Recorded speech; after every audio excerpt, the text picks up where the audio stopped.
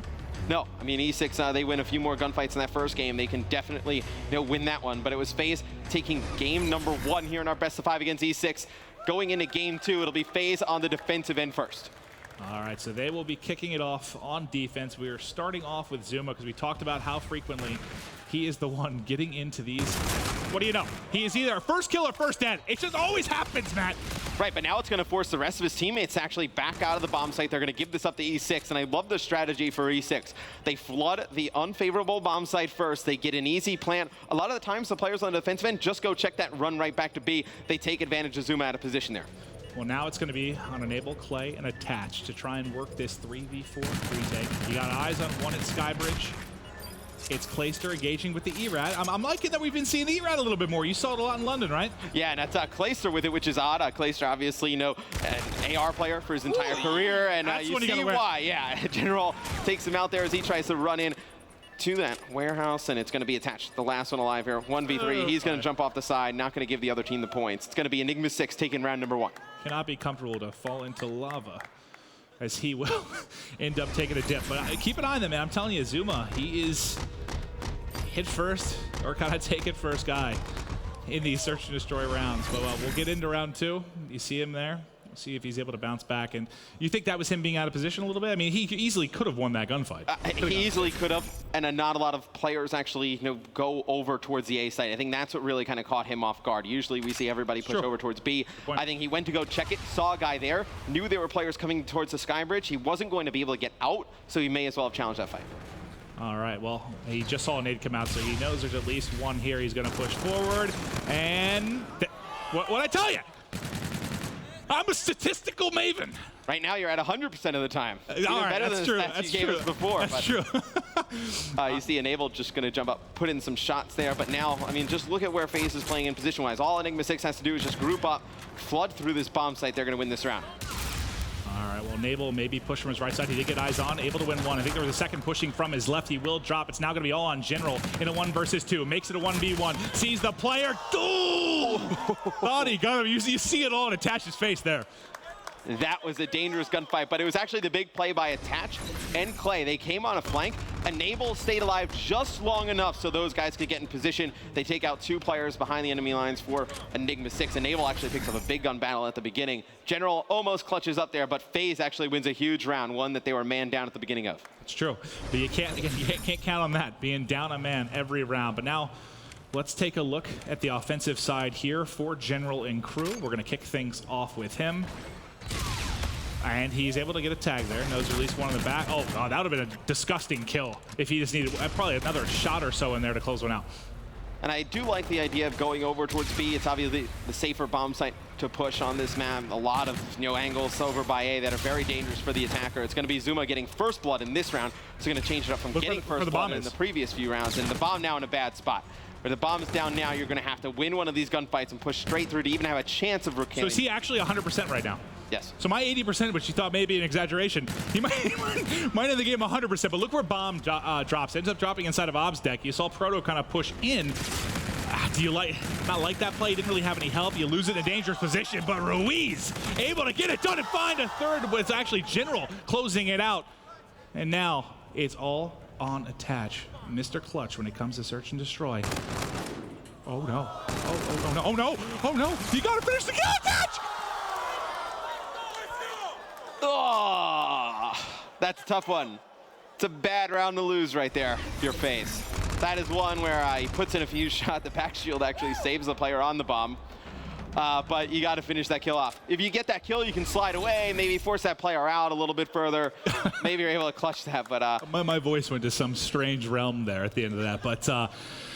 Wow, I mean, that's a round. That's a very, very winnable round for Attach and Faze. I would say that is a very winnable round. If he picks up that kill, maybe gets out of harm's way. But it's actually a big play by Enigma 6, actually push straight through, and then they'd be able to recover the bomb. All right, well, Enable Mr. Clutch in the second round, so he was able to find a couple of kills and delay just long enough. He is going to be your bomb carrier.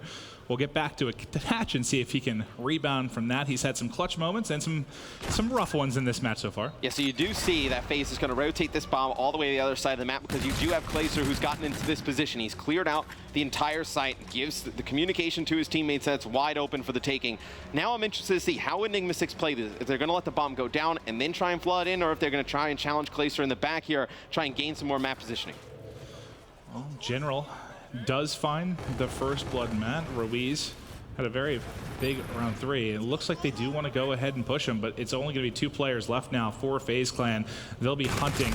It's just Attach by himself. Zuma getting gunned. Attach trying to rotate back in a 1v4. Not even able to pick up the first. The slide, too much to deal with. And E6 handling them. So in that round, I think FaZe actually just spread way too far out. So they had Clay all the way in the back by Turbine. They had 1 player on the bomb, and then 2 players fell all the way back by that warehouse. And when you have that position, there's no possibility for them to trade these kills out. Enigma 6 rolls as a pack, goes straight through the FaZe Clan team. Around that, FaZe should have won, goes E6. Isn't that sort of been, you know, with these last 3 CODs, sort of S&D 101? Trade effectively, right? Getting too spread out, not having the opportunity to trade. Doesn't end up working that frequently. Now it's going to be a 2-hit up the middle. Ruiz and crew pushing forward, but able to cut him down with the NV4. Proto still here to back it up. They're actually all going to be stacked. Yeah, it's a really odd call there to try and just flood up the middle of the map. Like, I mean, you've shown a good push over towards A. You've shown that you're able to win. Now going over towards B, going up the middle of the map, the absolute riskiest spot. You're on the defensive end. You can kind of just jump over that wall, get a good line of sight on the middle of the map. So they pretty much have Ruiz die at the beginning of this round for naught. It's going to be General evening it up, though, at 3 players apiece, though. And the timing there. Cade had Clayster lined up. Clay comes in with the ERAD, picks up a kill. To be fair, I mean, that's why I like the ERAD in positions like that. You're never going to win that gunfight with the NV4. The only time Clayster lost is because he missed a lot of his shots that first engagement we saw. There, able to basically evaporate him. But Clayster gets the defuse. Only 1 player left up, and FaZe now 1 round away from being back in this. Yeah, there was nothing General could do there. I mean, there's a lot of fire coming from the Sky Bridge area. He's not able to get any eyes on the bomb. Even if he goes to push out, try and get eyes on the bomb, he's going to get taken out before he can get there. All right, let's see if General can keep the lead here for the E6 side. We'll take a look at the mini-map break, and it looks to be Zuma trying to apply some pressure. Last time we saw him push this, he lost the gunfight. Let's see if this time maybe it goes in his favor, puts some shots across, but not able to hit the player from E6 that's sliding across. And he's going to back out of dodge, maybe try and group up with his teammates a bit here. And I think he's actually just going to try and play a little bit more patiently towards the middle of the map. It's going to be General that's going to take out Zuma there first, so Zuma's going to fall at the beginning of this round, but Clay's going to take out Proto to even the odds here, and you do see FaZe going back to this A-bomb site yet again as Clay's able to open it up, attach with another kill. So now FaZe, with the man advantage, should be able to get bombed down in here as they've secured down the A site, but you do see a little bit of a rotation here coming in from FaZe. Very smart play. They've thrown E6 completely off guard. Yep, it saved them, I don't know, an extra 5 seconds or so. Now they're going to have to rotate over, but Cade was able to find one, put this into a 2v2, tagging one as they get into Ob's deck. Some shots going. Did he see him cross back to the left? I don't believe so. And I think if you're a FaZe, you don't have to challenge this. Right there, risky gunfights there. If the second player jumps out, stays for an extended period of time. And beautiful play here by Cade. Picks up 2 more. A fantastic round from Cade, wins it for E6. Yeah, they weren't ready from the push from that side at all. I mean, to be fair, you have 1 person on bomb. You only have 1 to cover you. Cade gets the pounce on him, able to find both kills and extend the lead out to 4-2. E6 keeping the dream alive in the series. But when you secure A and you have the man advantage, why not just put the bomb down there? It's such a harder site to get in from the defensive standpoint. And it gives you a little bit more time to set up and actually get angles. Yeah, I mean, especially, well, it's a different story. The fact they lost 1 player as soon as they got the bomb planted is the tough part there. Right. You do see Enigma 6 go back over towards this B site, and it's going to be Proto with bomb in hand, getting really aggressive. Takes out Enable in the corner, but Clayster playing his corner. You know, they're setting up for that trade right there. So Enable's watching the backside, Clay watching the front. Even though Enable drops, Clayster gets a big 2-piece out of it. Nice shots, though, from General as he's able to trade it back. Only 1 up, though, and he will fall. I was about to, you know, kind of knock Proto a little bit until he found the kill. Remember, he lost the bomb in Ob's deck before. I thought he was going to do it again. Ultimately, he did when Clay found the 2-piece. Just seems like a risky spot to possibly lose that. You got to win that 1-on-1. I mean, Clay and Enable are just playing back-to-back, right? I mean, once Enable drops, Clay picks up an easy 2-piece, an effective trade for FaZe Clan. They take the round. All right, let's see what Faze can do now on the offensive side of things. You have camo available for Clayster. He's going to be rocking this ERAD. I love seeing a bit more of the ERAD in this. And now there you go. He pops it. He's going to be able to find one. Did he see more is the question.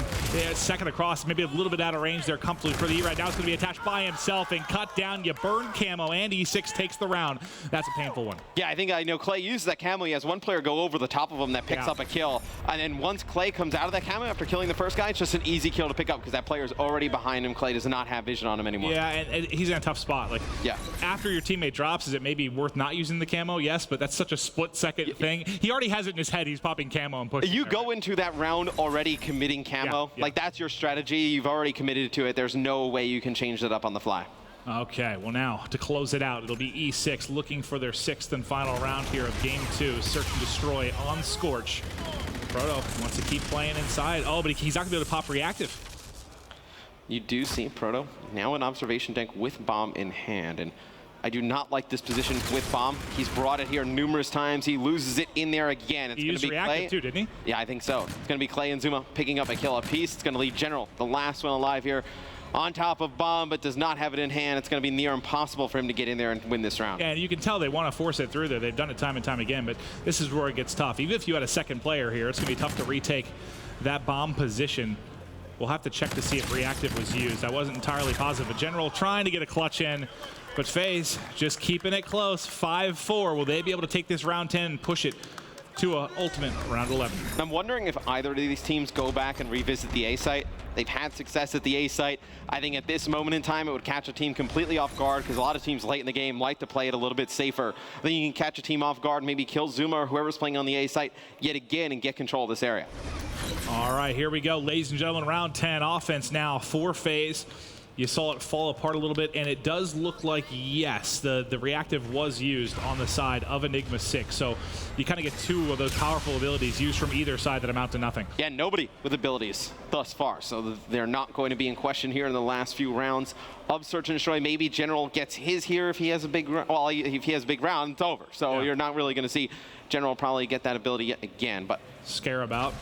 I believe that was General that called it out. Got destroyed almost immediately.